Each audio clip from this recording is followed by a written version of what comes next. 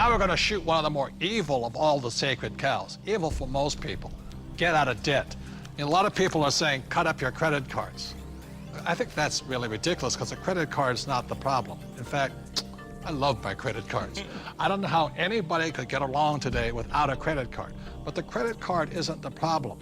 It's lack of financial education is the problem. The entire currency supply, all of the dollars in existence, require debt. You can't have a dollar without debt. A dollar is just an IOU. It's borrowed into existence either by the government creating a bond which promises to pay interest, you've got to pay out of future taxes, or people create currency by taking out a loan at the bank, fractional reserve lending. Every month there's a payment due on those dollars that you created. Right, and this credit card is a fast way of creating money because there's really no money in this card. See, let's say I go to the store, there's no money in it, and I charge $100. Like magic, $100 is created and it flows into the economy. That's why debt is good. But when you abuse this, that's when we get in trouble. So I think, Mr. Rodney here, you see the horror stories of bad debt, don't you? Yeah, I've seen people walk into my office that make $150,000 a year, but they have $250,000 in credit card debt. Let's face it, we live in a credit society and you do have to have credit. And we have to learn how to survive and thrive in our credit economy that we are. But people are walking in and they have this bad debt and they're asking, what do we do with it? Well, number one, you try to pay off the bad debt so you can invest in good debt, which would be real estate. And we love debt, don't we? Yeah, we have a lot of debt. Our real estate that we own is all basically financed with our tenants. So that's what I consider to be good debt. So when we get real estate, we get proper leverage, and it's paid by all the residents who live in all of our projects. Well, and it's not just real estate. Business is the same way. I mean, we can have good debt in business as well, so that the business is paying. We have debt in our business. That's how we grow, and it's the cash flow from the business that's able to pay the debt, and the debt creates more cash flow. Time out. Capital gains versus cash flow. See, in my opinion, 90% of the people invest for capital gains. That's why they say, well, my stock price went up or my house went up in value. That's capital gains. People like myself understand cash flow. In other words, I want a steady paycheck every single month. For example, my apartment house, every month it puts cash flow in my pocket. So if you want to be rich, you have to know the difference between capital gains and cash flow. Capital gains is technically gambling. You're hoping something will change. Cash flow is more guaranteed. I want that income every month. So very intelligent investors invest for both capital gains and cash flow. People say, I like real estate. I don't really like real estate. I just love debt because it's so easy to get a loan on real estate, right? Well, here, I like the analogy that you use sometimes. Say if you put $1 million of cash into a mutual fund, you get whatever you get paid. But if you put $1 million of it in a down payment, for some kind of a commercial project like we have, you actually buy a $5 million project. Right. So you're actually getting a $5 million asset with $1 million versus $1 million of mutual funds.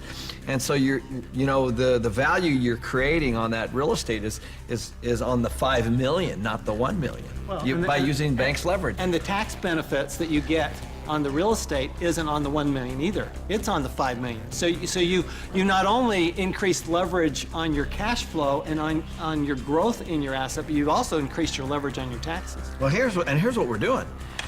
We get these loans, the tenants are paying them off. That's the point. Oftentimes people don't look at that. And they're paying it off with after-tax dollars. Yeah, they're moving into our places, they're paying our rent, we're taking that rent and we're paying our mortgages, and our mortgages are getting paid down to zero. Wait a minute. Ken's talking about these $1 million deals. Let me tell you how I started. I'm somebody that knew absolutely nothing about money or financing or investing, and I began investing with a little 2-bedroom, 1-bath house, and this was back in 1989. The house cost me $45,000. I had to put down $5,000, of which I didn't have, and I had a mortgage or good debt of $40,000. And the reason it was good debt is because every month I would collect the rent, I would pay the expenses, I would pay my mortgage payment, and at the end of the month, I had a positive cash flow of $25. Now, It wasn't a lot, but it was a start. And from there I learned and I did my next investment and my next investment. So it was good debt because that debt put money in my pocket every single month. Just if people understood that there is such a thing as good debt, because I don't know how many people I talk to, but when I talk about debt, oh man, debt is the dirtiest word in the world. That's the four-letter word, debt. Because they're not educated, No, that's why. and people are raised, and I was raised to get out of debt. You see, this is the thing. You go to a bank, and the banker will sell you mutual funds. But ask them if they will loan you money to buy those mutual funds. The answer is no. But if we go in and we say, we want to buy real estate, oh, how much do you want? It's because there's collateral. Yes. They actually have something physical. That's it. Yeah, they'll sell you mutual funds, but they won't lend you money on mutual funds. That should tell you something. That should be a quick indicator. Dear God, what are you trying to tell me? You know, and the other part about it is too, is that borrowed money for real estate, is that after tax, pre-tax, or no tax? It's no tax. Anytime you're borrowing money, there's no tax on that money. You can use that cash. It's not taxable at all. So if somebody wants to borrow $1 million or save $1 million, it'll probably take them $2 million to save the million because tax is going to take 50% of it. Right. But I just go straight in and borrow $1 million, which they give us. It's great money. I love my banker. I'm not saying bankers are bad. They're fabulous because they give us the money. All they want is their interest. We keep all the appreciation, depreciation, amortization. We keep all of it. They're the best partners of all. So I'm not anti-bank and I'm not anti-debt. I'm anti-lack of financial education because there's good debt and there's bad debt. Your rich dad was a tough mentor. But, you know, I think some of the greatest mentors are tough because a really great mentor will push you to go beyond where you think you can go. And that's some of my best mentors. That's what they've done for me. Yeah, and I didn't always listen to my rich dad. I still remember I did the real estate course, you know, and I went running out in Honolulu and I found this condo and it was for $64,000 and it didn't cash flow. So I went to see my rich dad and I said, but it's going to go up in value. In other words, capital gains. He says, never buy anything that goes up. It must cash flow. And I said, no, it's going to go up. And we argued and argued and argued. And this is what he said to me. He says, if you start investing for capital gains, someday you will lose big time. So that I let that condo go. I didn't pay $64,000. Today it's probably worth $300,000, but I learned the lesson from my coach, my rich dad.